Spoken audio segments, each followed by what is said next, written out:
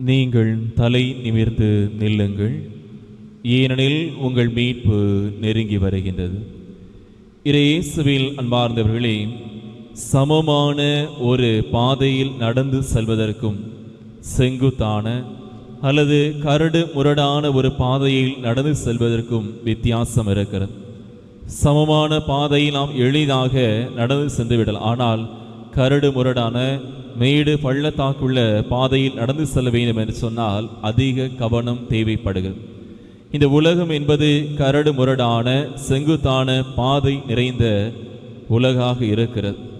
இந்த உலகில் பயணிக்கின்ற போது இந்த மேடு பள்ளம் கரடு முரடு எல்லாம் எதை குறிக்கிறது என்று சொன்னால், நமக்கு முன்னால் வைக்கப்படக்கூடிய துன்பங்கள் துயரங்களை குறைக்கிறது. திருத்துதர் பவுல் கொரிந்தியருக்கு எழுதிய 2ஆம் திருமுகம் அதிகாரம் 6 இறைவார்த்தை 4 இவ்வாறு சொல்லப்பட்டிருக்கிறது. மாறாக எல்லா சூழ்நிலையிலும் நாங்கள் கடவுளின் பணியாளர்கள் என்பதை எங்கள் நடத்தையால் காட்டுகிறோம். வேதனை, இடர், நெருக்கடி ஆகியவற்றை மிகுந்த மன உறுதியோடு தாங்கி வருகிறோம். இந்த இடத்தில் மிகுந்த மன வேதனையோடு தாங்கி வருகிறோம் என்று சொல்லவில்லை, மாறாக மிகுந்த மன உறுதியோடு தாங்குகிறோம் என்று சொல்லப்பட்டிருக்கு. இன்று நமக்கு முன்னால் இருக்கக்கூடிய துன்பங்களும் துயரங்களும் நமக்கு வேதனையை தருகிறதா, அல்லது இன்னும் மன உறுதியோடு நாம் இறைவனை சென்று சேர்வதற்கான ஒரு வாய்ப்பை பெற்றுக் கொடுக்கிறதா என்பதை சிந்தித்து பார்க்க வேண்டும். கடந்த சில நாட்களாக எருசலேம் நகருடைய அழிவு எவ்வாறு இருக்கும், மானிட மகனுடைய வருகை எவ்வாறு இருக்கும் என்பதை நாம் நற்செய்தி வாசகத்தின் வழியாக கேட்டுக்கொண்டிருக்கிறோம்.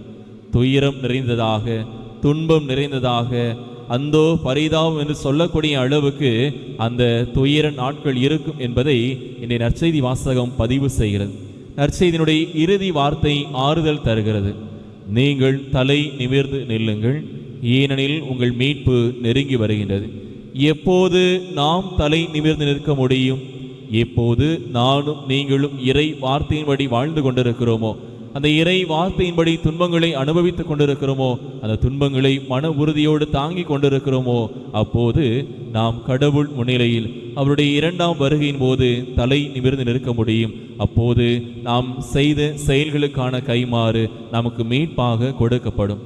இந்த உலகில் இருக்கக்கூடிய மற்ற மனிதர்களுடைய நிலைமை என்னவாகும் என்று நாம் கவலைப்பட வேண்டிய அவசியமில்லை. ஏனென்றால் எல்லா மனிதர்களுக்கும் ஒரே எச்சரிக்கை கொடுக்கப்படுகிறது. இறை வார்த்தையின் வழியாக நாம் மனம் மாறுவதற்கான வாய்ப்பு கொடுக்கப்படுகிறேன் சொன்னால், ஒருவேளை மற்ற மனிதர்களைப் போல நானும் இருந்து விட்டேன் என்று சொன்னால், அந்த மனிதர்களோடு சேர்ந்து நானும் என் வாழ்வை இழந்து விடுவேன்.